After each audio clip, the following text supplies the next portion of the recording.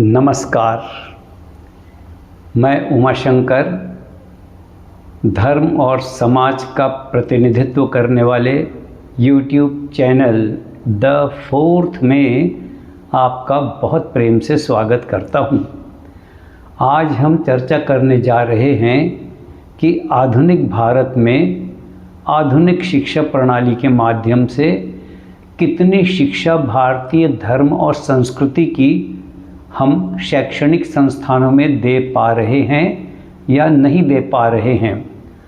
हमारा फोकस मुख्यतः primary school, middle और हाई स्कूल और इसके साथ ही साथ जूनियर कॉलेज तक के लिए है, क्योंकि यही वो शैक्षणिक संस्थान होते हैं जहाँ की क्लासेस के अंदर में बाल्यकाल से लेकर किशोर अवस्था तक के बच्चे शिक्षा ग्रहण करते हैं। और यही वह कार्यकाल होता है जब बच्चों को धर्म, अध्यात्म, समाज आदि की शिक्षा दी जानी चाहिए।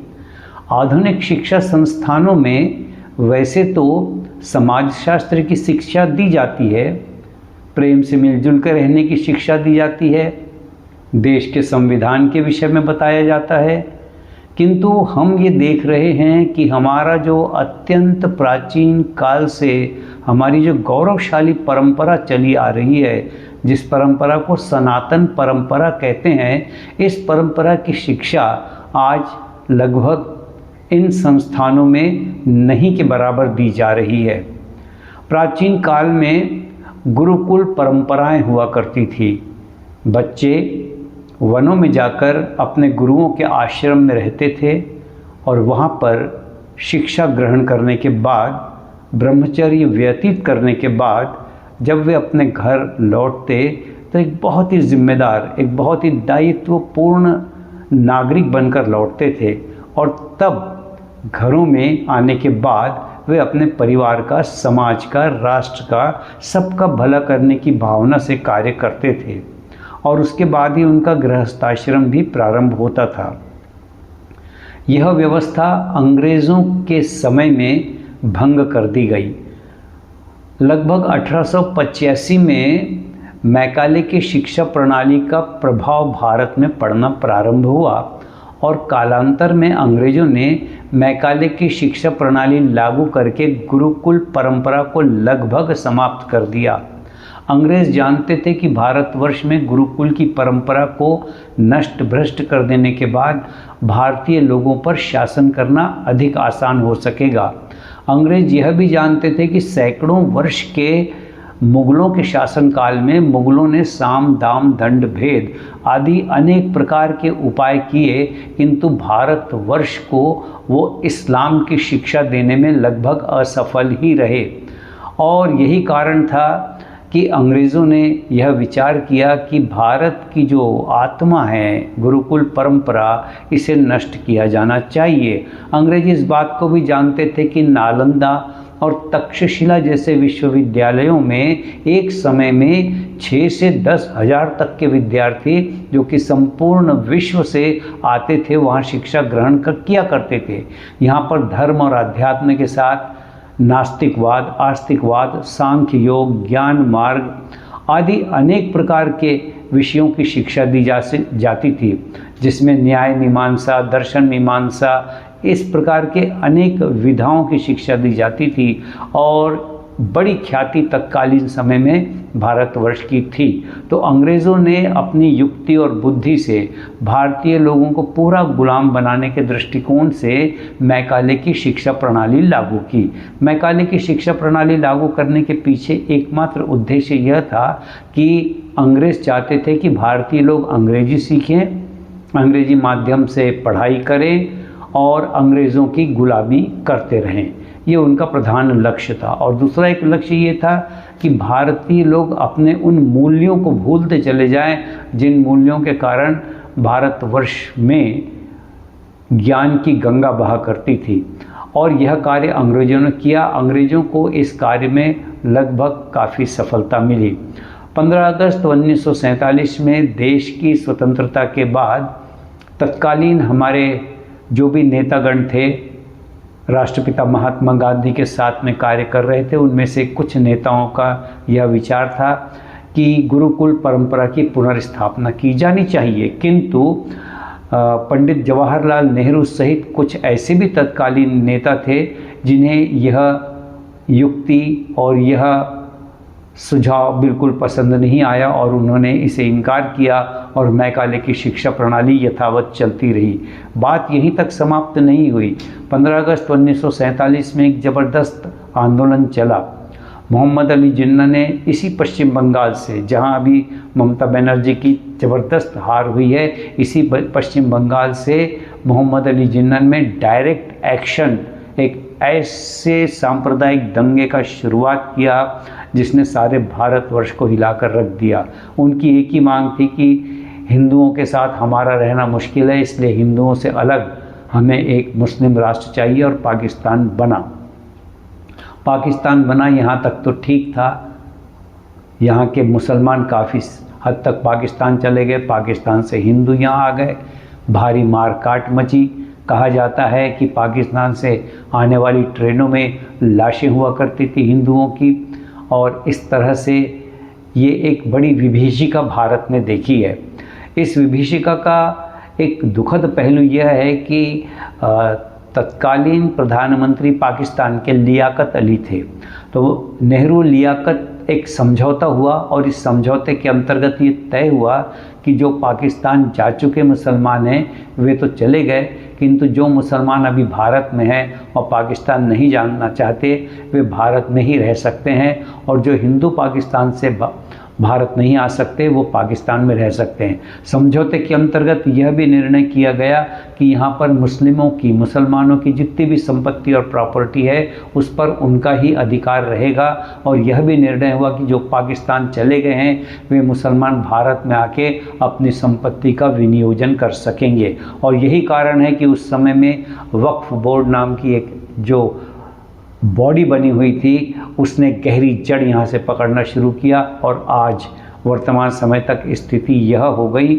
कि वक्फ बोर्ड के पास में कहा जाता है कि सेना और रेलवे के बाद में सबसे बड़ी संपत्ति और भूमि उनके पास में है।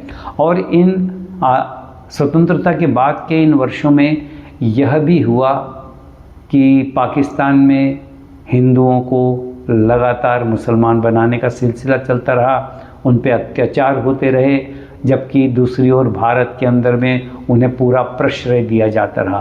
प्रश्रय राजनीतिक भी था, वोट बैंक की राजनीति काम कर रही थी।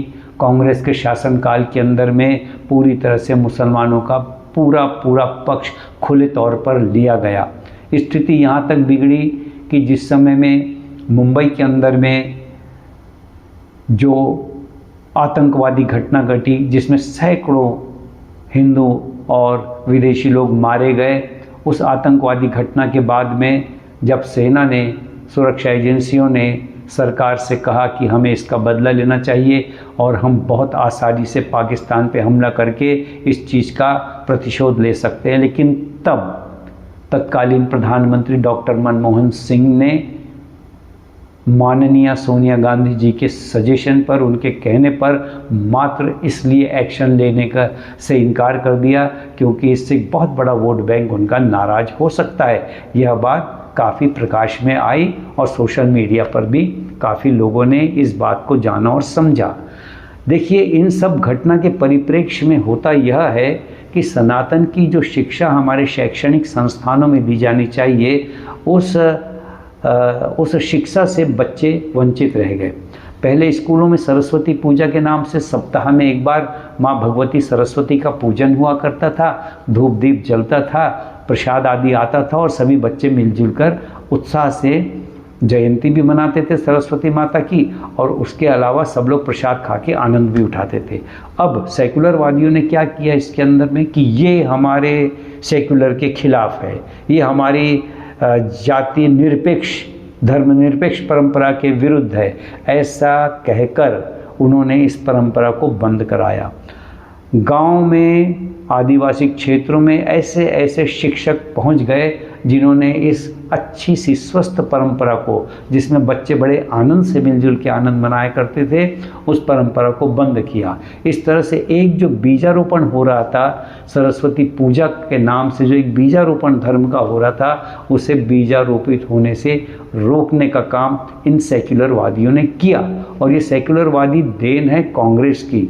उन्होंने पहली बात तो कॉन्स्टिट्यूशन में ऐसा कोई शब्द नहीं था, इस शब्द को जोड़ा जो कि अनुचित था। लेकिन इस शब्द को जोड़ने के साथ ही ये हुआ कि धर्म और आध्यात्म की जो शिक्षा हमारे बच्चों को दी जानी चाहिए, वह देने से हम वंचित रह गए। अब देखिए, होता यह है कि वर्तमान समय में अनेक आधुनिक शिक्षा संस्थान खुल गए हैं।